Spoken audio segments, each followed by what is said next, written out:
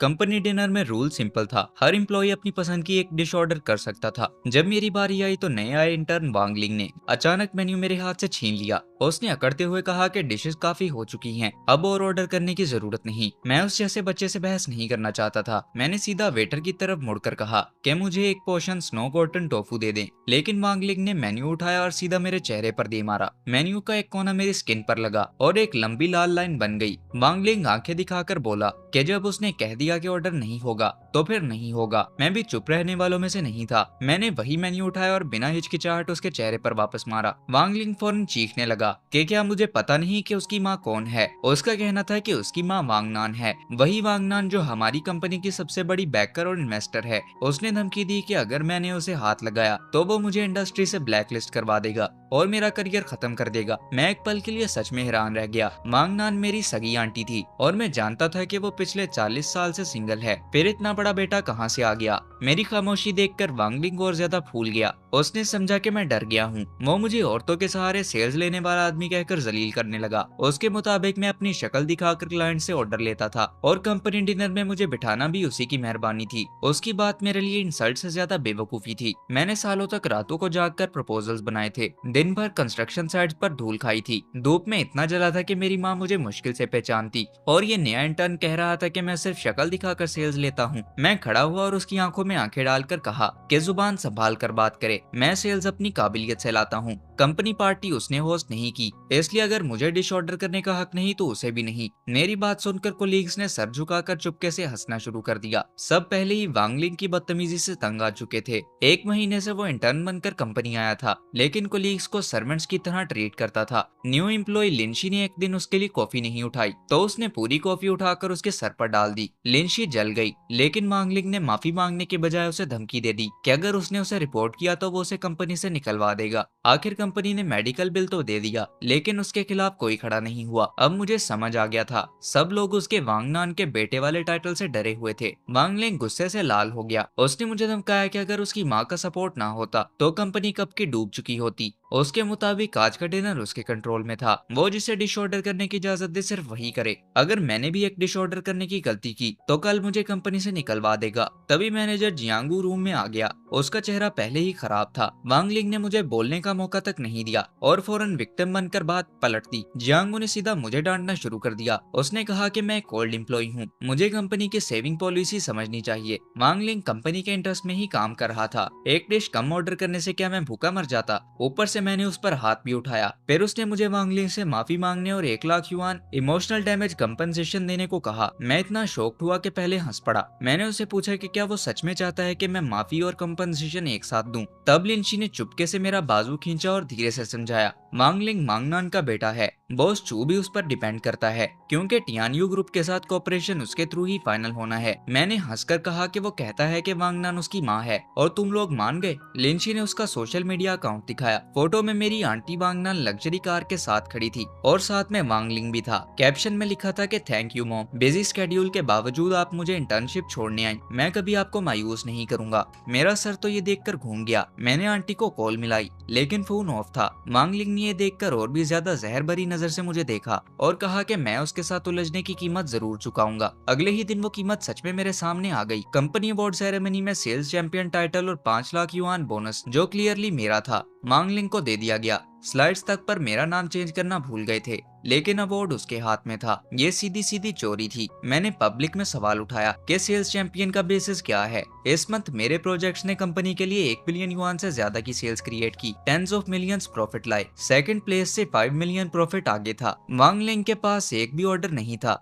तो फिर मेरा टाइटल उसे क्यों मिला? पूरा हाल खामोश हो गया। फाइनेंस हेड और सेल्स डायरेक्टर एक दूसरे को देखते रहे, कोई भी जवाब नहीं दे सका। वांगलिंग अकड़ से बोला कि मेरे प्रोजेक्ट्स क्लीन तरीके से नहीं आए, कंपनी मेरी लो लेवल टैक्टिक्स को सपोर्ट नहीं कर सकती, अभी सिर्फ टाइटल छीना है। अगर मैंने कंपनी की रेपुटेशन डैमेज की तो मुझे फायर भी किया जाएगा। मैंने लीडरशिप पैनल की तरफ देखा। कल तक जो लोग मेरी काबिलियत की तारीफ करते थे, आज सब नजरें चुरा रहे थे। मैंने कंपनी के टॉप बॉस बाई कीवी से पूछा कि क्या उसका भी यही डिसीजन है। कीवी ने बेचैनी से कहा कि कंपनी की अपनी कंसीडरेशंस होती हैं, एक छोटी बात को अवार्ड सेरेमनी पर इफेक्ट ना करूं, बिग पिक्चर को भी देखना चाहिए। मैंने पूछा कि क्या बिग पिक्चर ये है कि मैं साल भर बिना ब्रेक के काम करता रहूं, रोज रात 12 बजे तक ओवर टाइम करूं, प्रोजेक्ट्स भी जीतूं और एक अफवाह पर मेरा काम किसी और को दे दिया जाए। क्या कंपनी में यही इंसाफ है? मांगलिंग हंस पड़ा। उसने कहा कि सोशल वर्ल्ड में जिसके पास पावर होती है, इंसाफ भी उसी के हाथ में होता है। अगर मुझे इंसाफ चाहिए तो मुझे भी कोई अमीर बाप ढूंढ लेना चाहिए। उसने घमंड से कहा कि वो वांगनान का बेटा है और उसकी यही पहचान मुझे जिंदगी भर दबाने के लिए काफी है। मैंने उसे घूर कर पूछा कि सुना है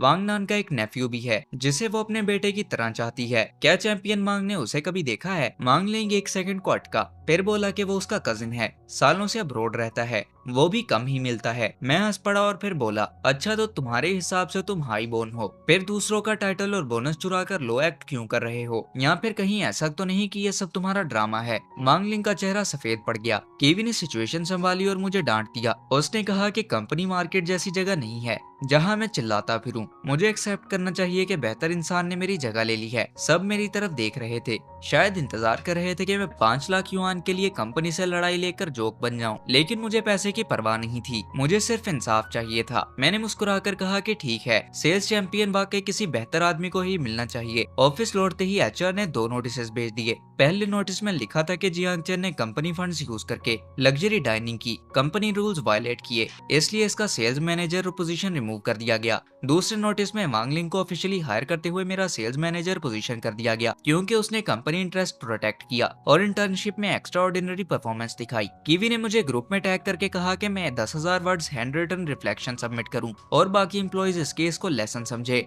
पूरे ऑफिस में सन्नाटा छा गया। कुछ लोग सिंपैथेटिक थे, कुछ रिग्रेटफुल, कुछ एंग्री और कुछ सीक्रेटली खुश भी थे। सब देख रहे थे कि मैं ग्रुप में अपोलॉजी कब भेजता हूँ। बाय कीवी बार बार मुझे टैग करता रहा, लेकिन टिंग टिंग ने प्राइवेट मैसेज भेजकर कहा कि मैं जिद ना करूं, जॉब ज्यादा इंपॉर्टेंट है। मैं तो हंस दिया, लेकिन आंखों में जलन थी। मैंने ग्रुप में लिखा, रिस्पेक्टेड लीडर्स, मैं लेसन याद रखूंगा। आगे से कंपनी डिनर में 40 युआन की डिश ऑर्डर करके किसी के पैसे वेस्ट नहीं करूंगा। अगली पार्टी में सिर्फ पानी पीऊंगा, खाने को हाथ तक नहीं लगाऊंगा। ये कोई अपोलॉजी नहीं बल्कि थप्पड़ था। उसके बाद मैंने कंपनी के सारे सॉफ्टवेयर एक्सेस खुद ही लॉग आउट कर दिए। जब मुझे पोजीशन से हटा दिया गया था तो फिर मैं इस पोजीशन का काम क्यों करता? मुझे टॉयलेट के पास वाली सीट पर शिफ्ट कर दिया गया। रोज वो कोलीग्स गुजरते हुए मुझसे हमदर्दी या फिर नफरत की नजर से देखते। मांगलिंग मेरी डेस्क पर बैठकर सेल्स डिपार्टमेंट्स को ऑर्डर देने लगा, लेकिन मेरी कुर्सी पर आना इतना आसान नहीं था। हर प्रोजेक्ट में खुद ग्राउंड से फॉलो करता था, डिजाइन से प्रोडक्शन तक, हर डिटेल मेरे दिमाग में थी। मांगलिंग को कुछ नहीं आता था। कुछ दिनों में दर्जनों क्लाइंट्स कंप्लेन करने लगे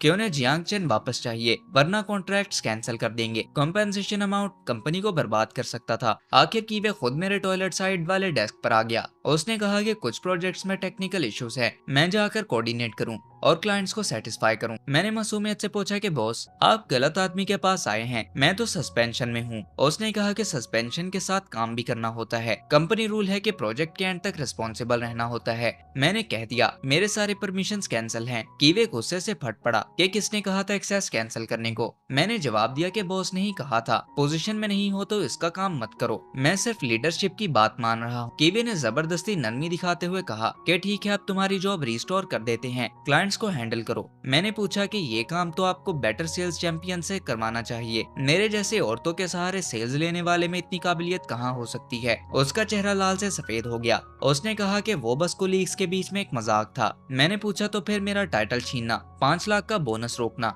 और एक 40 युआन की डिश को लग्जरी वेस्ट कहना भी मजाक था? वो जवाब नहीं दे सका। तभी वांगलिंग खुशी से भागता हुआ आया और बोला कि टियान्यू ग्रुप इन्वेस्टमेंट के लिए रेडी है। कीवी का चेहरा तब खिल उठा। उसने कहा कि वांगलिंग कंपनी का लकी स्टार है, टियान्यू का सपोर्ट हो तो क्लाइंट्स खुद हाथ जोड़ कर आएंगे। फिर उसने मेरी तरफ मुड़कर कहा, जियांग चेन तुम फायर्ड हो, अभी यहाँ से जाने की तैयारी करो। मैंने कामली कहा कि लॉ के मुताबिक मुझे कॉम्पेंसेशन चाहिए। वो चीखा कि तुमने कंपनी को नुकसान दिया है, कंपनी तुम पर केस करेगी। वांगलिंग ने धमकी दी कि मुझे पूरी इंडस्ट्री से ब्लैकलिस्ट करवा देगा। मैंने बस इतना कहा कि ठीक है, मैं इसका इंतजार करूंगा। मैंने अपनी चीजें पैक की। वो कंपनी जिसे मैंने 1 साल तक अपनी मेहनत, पैशन और इंटेलिजेंस से उठाया था, उसने मुझे सिर्फ एक कागज पर निकाल दिया। कोलीग्स मुझे सी ऑफ करने आए। टिंग टिंग की आंखें भर आई। उसने कहा कि मैं इतना कैपेबल हूँ कि कहीं भी तरक्की कर लूंगा। मैंने स्माइल की। मांगलिंग में इतनी कैपेबिलिटी नहीं थी कि वो मेरी जगह ले सकता। कंपनी से निकलते ही मेरी आंट वांगनान का कॉल आया, जो आधा महीना अनरीचेबल थी। उसने कहा कि अगले वीक वो मेरी कंपनी के साथ कॉन्ट्रैक्ट साइन करेगी, लेकिन अफ्रीका में बिजनेस ट्रिप की वजह से वो पर्सनली नहीं आ सकेंगी। मैंने धीरे से कहा, आंटी मुझे कंपनी से फायर कर दिया गया है। वो चुप हो गई।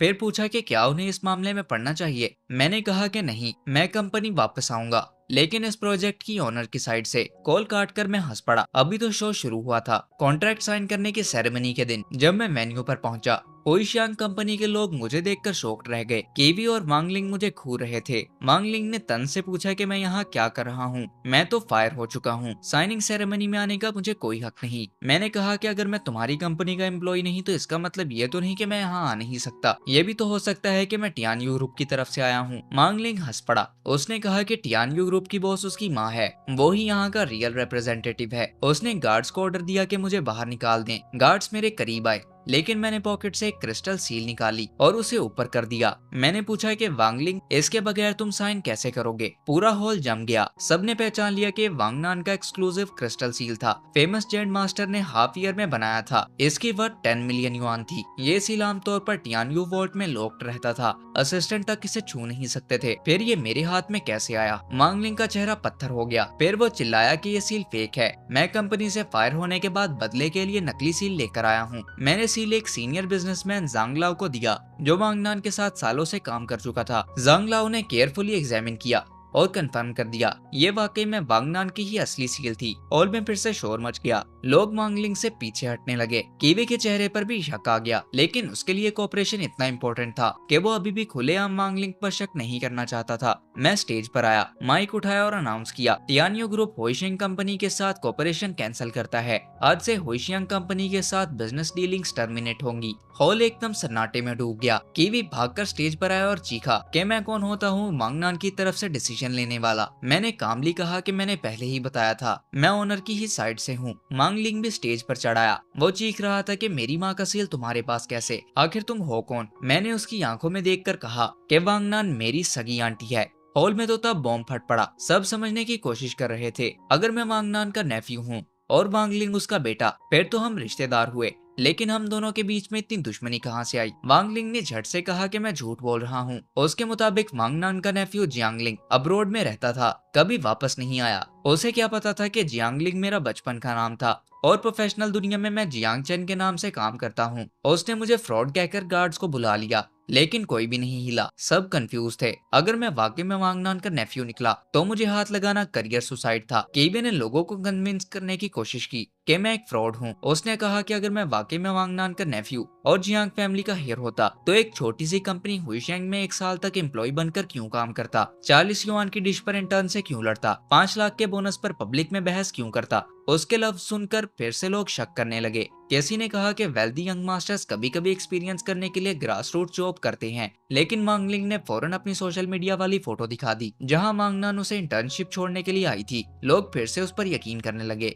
मैंने सबको याद दिलाया कि वांगनान 40 साल से सिंगल है। हाईचेंग का मीडिया उसके घर के बाहर तक कैंप करता है। अगर उसका इतना बड़ा बेटा होता तो दुनिया को पता ना होता। लोगों में फिर से गॉसिप शुरू हो गया। वांगलिंग का रंग उड़ गया, लेकिन वो जिद करता रहा कि वो वांगनान का सगा बेटा है। मैंने उसे चैलेंज दिया, अगर तुम सच्चे हो तो पुलिस बुला लेते हैं। पुलिस इन्वेस्टिगेट कर लेगी कि असली यंग मास्टर कौन है और ये सील फेक है या फिर असली। वांगलिंग घबरा गया। उसने चीख कर कहा कि पुलिस को नहीं बुलाएंगे। वो कंपनी की स्टॉक रेपुटेशन का बहाना बनाने लगा। मैं तब हंस पड़ा। जब मुझे फ्रॉड कह रहे थे तब पुलिस बुलाने में जल्दी थी। अब तुम्हारी अपनी आइडेंटिटी चेक करनी है तो तुम्हें स्टॉक प्राइस की फिक्र होने लगी। क्या कानून सिर्फ तुम्हारे लिए बना है? घबराहट में वांगलिंग ने मुझे थप्पड़ मारने के लिए हाथ उठाया। मैंने उसकी कलाई पकड़कर मोड़ दी। क्रैक की आवाज के साथ वो चीखा। फिर मैंने उसकी गाल पर एक जोर का थप्पड़ मारा। वो घूमकर जमीन पर गिर गया। वो अभी भी चीख रहा था कि वांगनान का बेटा वो है और उसकी माँ इसे नहीं छोड़ेगी। तभी दरवाजे से एक औरत की आवाज आई, तुमने क्या कहा कि तुम किसके बेटे हो? मुझे तो याद नहीं कि मेरा कोई बेटा है। ये आवाज सुनकर हॉल की सांसें रुक गईं। ब्लैक सूट्स में गार्ड्स के दरमियान में मेरी आंट वांगनान अंदर आई। वो अफ्रीका में होनी चाहिए थी,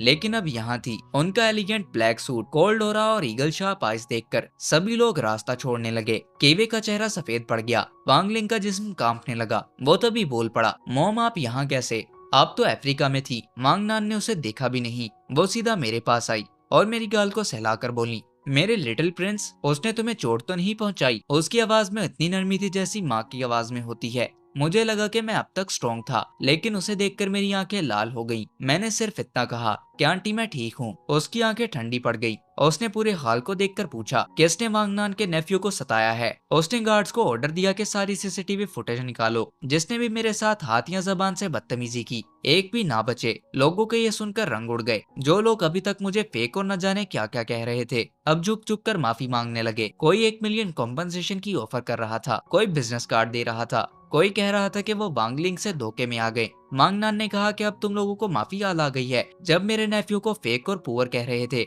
तब नहीं सोचा। फिर उसकी नजर जमीन पर बैठे वांगलिंग पर टिक गई। उसने उससे कहा, लियू यू, मैंने तुमसे कहा था ना कि मुझे मॉम मत बुलाना। भूल गए उन बाकी लोगों का अंजाम। हॉल दोबारा शौक हो गया। वांगलिंग का असली नाम लियू यू था, वो वांगलिंग नहीं था। मेरी आंट ने सच खोल दिया। लियू यू उन ऑर्फन बच्चों में से एक था जिसे वांगनान ने चैरिटी के थ्रू स्पॉन्सर किया था। बचपन में कुछ बच्चे उसे माँ कहकर बुलाते थे और वो उन्हें प्यार से मना नहीं करती थी। लेकिन बड़े होने के बाद कुछ लालची लड़कों ने इसी बात का फायदा उठाया और बाहर डिक्लेयर करने लगे कि वो वांगनान के सीक्रेट बेटे हैं। वांगनान पहले भी ऐसे फ्रॉड्स को सजा दे चुकी थी। लियू यू ने भी वही किया था। ऑर्फनेज की ओल्ड फोटोज और चैरिटी इवेंट्स की पिक्चर्स के साथ एक कैजुअल राइड को यूज करके फेक आइडेंटिटी क्रिएट की। उसने होशियांग में इंटर्नशिप ली और वांगनान का बेटा बनकर सबको धोखा दिया। लियू यू घुटनों पर आ गया। वो रोने पीटने लगा और माफी मांगते हुए कहने लगा कि वो बस वांगनान को बहुत चाहता था, इसलिए उसका बेटा बनना चाहता था। उसने कहा कि उसे पता नहीं था कि जियांग चैन ही उसका सगा नेफ्यू है। लेकिन वांगनान के चेहरे पर रहम नहीं था। गार्ड्स ने उसे पकड़कर बाहर खींच लिया। उसका घमंड अब चकनाचूर हो चुका था